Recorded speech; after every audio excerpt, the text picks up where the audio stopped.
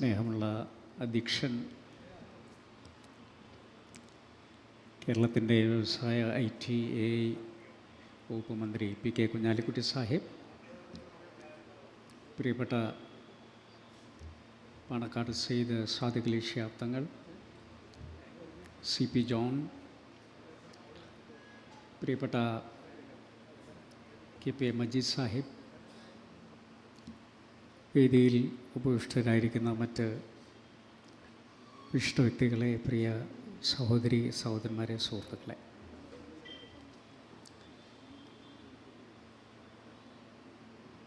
പാണക്കാട് സയ്യിദ് മുഹമ്മദ് അലി ശിഹാബ് തങ്ങളെക്കുറിച്ച് പറഞ്ഞാലും തീരാത്ത, കേട്ടാലും മതിവരാത്ത, എല്ലാ അർത്ഥത്തിലും ഒരു വ്യക്തി എത്രമാത്രം ഒരു സമൂഹത്തിന് അവിഭാജ്യമാണ് എന്ന് ബോധ്യപ്പെടുത്തി കടന്നുപോയ ഒരു ചരിത്രത്തിൻ്റെ പേരാണ് സയ്യിദ് മുഹമ്മദ് അലി ശിഹാബ് തങ്ങൾ.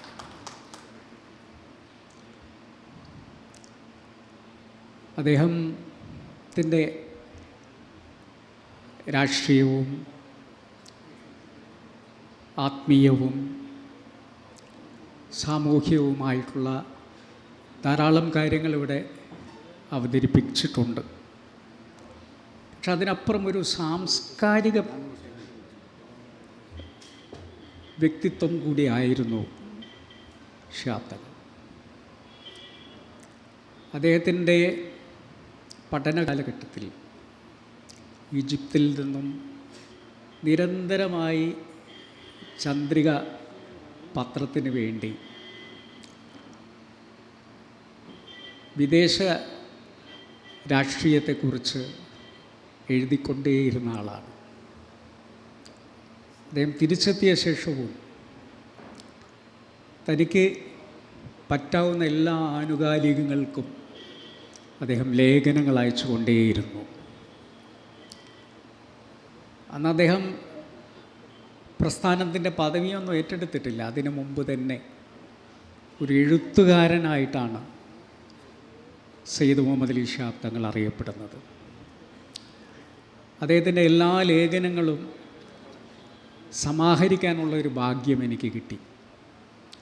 അതാണ് മതം, സമൂഹം, സംസ്കാരം എന്ന പേരിൽ ശിഹാബ് തങ്ങൾ എഴുതിയിട്ടുള്ള ലേഖനങ്ങളുടെ, ശിഹാബ് തങ്ങൾ എന്ന് പറയുന്ന വ്യക്തി മുസ്ലിം ലീഗിൻ്റെ നേതൃത്വത്തിൽ വരുന്നതിന് മുൻപ് എഴുതിയിട്ടുള്ള അദ്ദേഹത്തിൻ്റെ ലേഖനങ്ങളുടെ സമാഹാരമാണ് മതം, സമൂഹം, സംസ്കാരം എന്ന പുസ്തകം.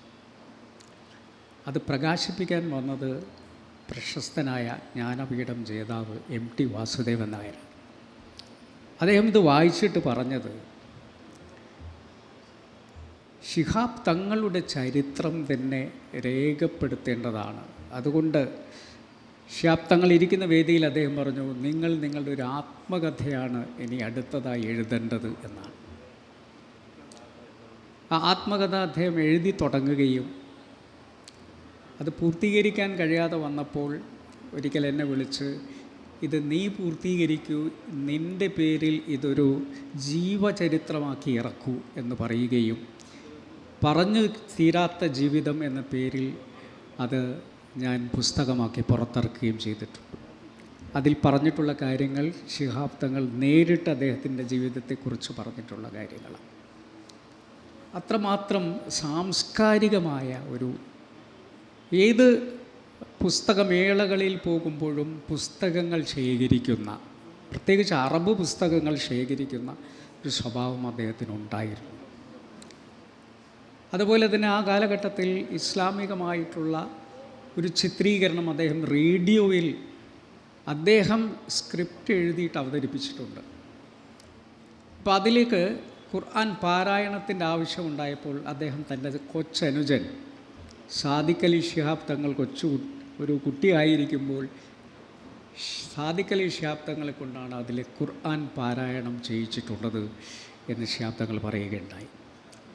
അപ്പോൾ അദ്ദേഹം ഈ രീതിയിലൊരു സാംസ്കാരിക രംഗത്ത് ഈജിപ്തിൽ തന്നെ കവി സമ്മേളനം, അറബ് കവികളുടെ സമ്മേളനം നടന്നപ്പോൾ അതിൽ അധ്യക്ഷനായി ആരിയിരിക്കും എന്ന് നോക്കിയപ്പോൾ അന്നത്തെ കവി സമൂഹം ഒറ്റ പേരാണ് പറഞ്ഞത്, ഇതിൻ്റെ അധ്യക്ഷ പദവി പാണക്കാട് സയ്യിദ് മുഹമ്മദ് അലി ശിഹാബ് തങ്ങളാണ് അലങ്കരിക്കേണ്ടത് എന്ന് പറഞ്ഞ് അങ്ങനെ ഒരു ലോക കവി സമ്മേളനത്തിൻ്റെ അധ്യക്ഷനായിരുന്ന ശിഹാബ് തങ്ങൾ എന്ന സാംസ്കാരിക നായകനെ നമ്മൾ ഇതേ ആവേശത്തിൽ തന്നെ ഓർക്കേണ്ടതുണ്ട് എന്നാണ് എനിക്ക് സൂചിപ്പിക്കാനുള്ളത്. അത്തരത്തിൽ സാമൂഹ്യ രംഗത്ത് അദ്ദേഹം ചെയ്തിട്ടുള്ള കാര്യങ്ങൾ, സാംസ്കാരിക രംഗത്ത് അദ്ദേഹം ചെയ്തിട്ടുള്ള പ്രവർത്തനങ്ങൾ എല്ലാം ക്രോഡീകരിച്ച് നോക്കുമ്പോൾ എല്ലാ നിഖില മേഖലകളെയും ചൂഴ്ന്നു നിന്ന ഒരു വ്യക്തി ആയി നമുക്കാരെങ്കിലും എടുത്തു പറയാൻ പറ്റുമെങ്കിൽ അത് പാണക്കാട് സയ്യിദ് മുഹമ്മദ് അലി ശിഹാബ് തങ്ങളാണ്. ആ ശിഹാബ് തങ്ങളുടെ വളർച്ചയിൽ ശിഹാബ് തങ്ങളുടെ തണലിൽ ആണ് മുസ്ലിം ലീഗ് പ്രസ്ഥാനം, PMSA പൂക്കോയ തങ്ങൾ, അതിനുശേഷം ശിഹാബ് തങ്ങൾ, ഇവരുടെയൊക്കെ കാലത്തിലൂടെയാണ് ലീഗിൻ്റെ, അതിനു മുമ്പ് ബാഫക്കി തങ്ങൾ, ലീഗിൻ്റെ ഒരു വളർച്ചയുടെ ഒരു പടി നമ്മൾ നോക്കേണ്ടതുണ്ട്.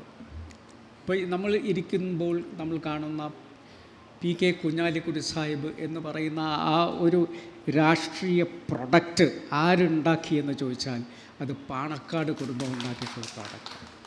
അപ്പോൾ അതിൻ്റേതായിട്ടുള്ള മാധുര്യവും അതിൻ്റേതായിട്ടുള്ള ഭംഗിയും അതിൻ്റേതായിട്ടുള്ള പൂർണ്ണതയും ഉണ്ടാകും എന്നുള്ളതാണ് അതൊക്കെ തെളിയിച്ചുകൊണ്ടിരിക്കുന്ന കാര്യങ്ങൾ.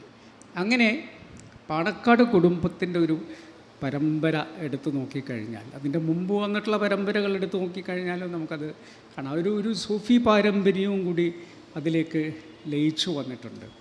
അപ്പോൾ ഇവരൊക്കെ എന്താ സംഗീതത്തിലേക്ക് പോകുന്നതെന്ന് ചോദിക്കും. അത് പറഞ്ഞിട്ട് കാര്യമില്ല, അത് അവർ സൂഫി പാരമ്പര്യമുള്ളവരാണ് എന്നുള്ളത് കൊണ്ട് അതിൽ ലയിച്ചു ചേർന്നിട്ടുള്ളതാണ്. അത് നമ്മളതിനെ മറ്റൊരു രീതിയിലല്ല കാണേണ്ടത്. അതിൻ്റെ എത്രയോ പരമ്പരാഗതമായ അവരുടെ ചോരയിലൂടെ വരുന്ന ഒന്നാണ് ഈ സൂഫി പാരമ്പര്യം എന്ന് പറയുന്നത് കൂടി. അങ്ങനെ എല്ലാ അർത്ഥത്തിലും ഏതൊക്കെ മേഖലയെക്കുറിച്ച് സംസാരിക്കണമോ, എഴുത്തിനെക്കുറിച്ചാണോ, മതത്തെക്കുറിച്ചാണോ, സമൂഹത്തിൻ്റെ ഇടപെടലിനെക്കുറിച്ചാണോ, ഇതിനെ എങ്ങനെ സമന്വയിപ്പിച്ച് കൊണ്ടുപോകാൻ സാധിക്കും എന്നതിനെക്കുറിച്ചാണോ, അപ്പോഴൊക്കെ നമുക്ക് ഒരേ സ്വരത്തിൽ പറയാൻ പറ്റുന്നൊരു പേരാണ് പാണക്കാട് സയ്യിദ് മുഹമ്മദ് അലി ശിഹാബ് തങ്ങൾ എന്ന പേര്. ആ പേര് തന്നെയാണ് എന്നെയും ഇവിടെ നിർത്തിയിട്ടുള്ളത് എന്നുള്ളത് ഞാൻ ആത്മാഭിമാനത്തോടുകൂടി പറയാൻ ആഗ്രഹിക്കുകയാണ്. കാരണം ഞാൻ എല്ലാ സ്ഥലത്തും പറയുന്നതാണ്, എൻ്റെ പിതാവിന് ശേഷം എൻ്റെ പിതൃതുല്യനായി ചേർത്ത് പിടിച്ച ഒരു തണൽമരത്തിൻ്റെ പേര് കൂടിയാണ് പാണക്കാട് സയ്യിദ് മുഹമ്മദ് അലി ശിഹാബ് തങ്ങൾ. അദ്ദേഹത്തിൻ്റെ ഓർമ്മയ്ക്ക് മുന്നിൽ എല്ലാ സ്മരണകളും ഒരിക്കൽ കൂടി അയവിറക്കിക്കൊണ്ട് അദ്ദേഹത്തിൻ്റെ ഖബറിനെ സർവശക്തൻ സ്വർഗ്ഗപൂങ്കാവനമാക്കട്ടെ എന്ന പ്രാർത്ഥനയോടുകൂടി നിർത്തുന്നു. നന്ദി.